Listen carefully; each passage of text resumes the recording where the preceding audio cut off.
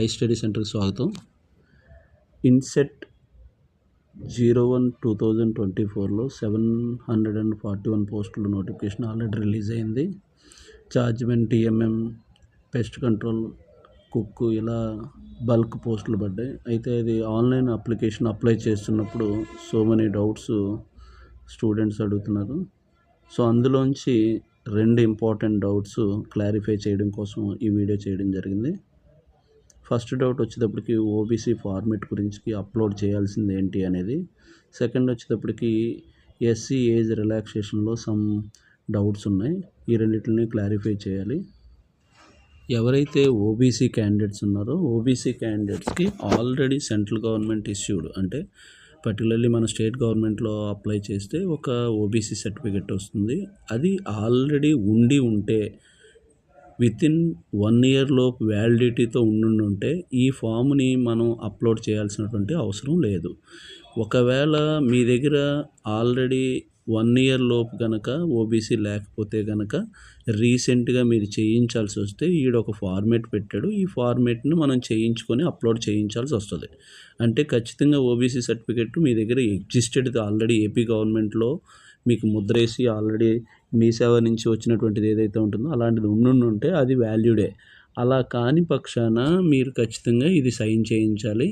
ఈ ఓబీసీ ఎవరైతే డిక్లరేషన్ చేస్తారో వాళ్ళ చేత సైన్ చేయించాలి. అయితే ఆ సర్టిఫికెట్ మీ దగ్గర ఆల్రెడీ ఎగ్జిస్టెడ్ ఉన్నా లేదా దీన్ని చేయించినా ఇది ఫస్ట్ అప్లోడింగ్ డాక్యుమెంట్స్లో పెట్టాలి. తర్వాత మనం సెల్ఫ్ డిక్లరేషన్ అని చెప్పి సెకండ్ ఫామ్ ఒకటి ఇచ్చాడు. ఇదే ఫస్ట్ టైము ఇలా ఇవ్వడం, దీనికి ఇన్సెంట్కి ఇవ్వడం. సెల్ఫ్ డిక్లరేషన్ ఫామ్ అనేది రెండో అప్లోడింగ్ కాలంలో మనం ఏం చేయాలి అని అంటే ఈ ఫామ్ని మనం ప్రింటౌట్ తీసుకొని దీని మీద రాయాలి. నేమ్ రాయాలి, సన్ ఆఫ్ రాయాలి, మనం ఏదైతే సిటీలో ఉంటున్నామో ఆ సిటీ రాయాలి, డిస్టిక్ రాయాలి, స్టేట్ రాయాలి, అలానే belongs to which community. For example బీసీలో సమ్ ఏదో ఒక క్యాస్ట్ అయితే క్యాస్ట్ బ్రాకెట్లో బీసీఏ అని, బీసీబీ అని, బీసీసీ అని ఏదైతే ఉంటుందో అది రాయాలి. అలా ఓన్గా మనం సెల్ఫ్గా రాసి ఈ డిక్లరేషన్ ఫామ్ కింద సైన్ చేసి నేమ్ రాసి లెఫ్ట్ సైడ్ ప్లేస్ పెట్టి, ప్లేస్ ఎక్కడి నుంచి అయితే మీరు అప్లై చేస్తున్నారో ఆ ప్లేస్ రాసి అలానే డేట్ వేసి ఇది మళ్ళీ స్కాన్ చేసి ఒక పీడిఎఫ్ చేయాలి.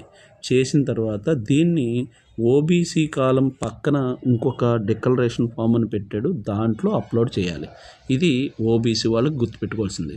అయితే నేను మాట్లాడుతున్నాను ఓబీసీ సర్టిఫికెట్ మీ దగ్గర లేకపోతే మాత్రమే ఈ ఫార్మేట్ చేయించండి.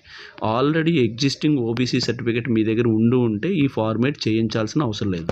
కానీ దీంతో సంబంధం లేకుండా సెల్ఫ్ డిక్లరేషన్ ఫామ్ అనేది క్యాండిడేట్ ఓన్గా ఈ సెకండ్ పేజీని మాత్రమే ప్రింటౌట్ తీసుకొని ఆ ప్రింటౌట్ తీసినటువంటి దాన్ని మాత్రమే అప్లోడ్ చేయాలి సెకండ్ ఫాలంలో అని చెప్పాడు. ఎస్సీ క్యాండిడేట్స్ అప్లై చేస్తున్నారు. అప్లై చేస్తున్న వాళ్ళకి ఏజ్ రిలాక్సేషన్లో 5 years చూపించాలి, కానీ అక్కడ 2 years లెస్గా చూపిస్తుంది. సో మేము ఆల్రెడీ అది ఆన్లైన్లో ఏదో సమ్ మిస్టేక్ అయ్యి ఉంటుంది. నేను already number of more than 10 మెంబర్స్తో మెయిల్స్ చేయించాము. అది త్వరలోనే అప్డేట్ అవ్వచ్చు. అప్డేట్ అయిన తర్వాత అప్లై చేయండి.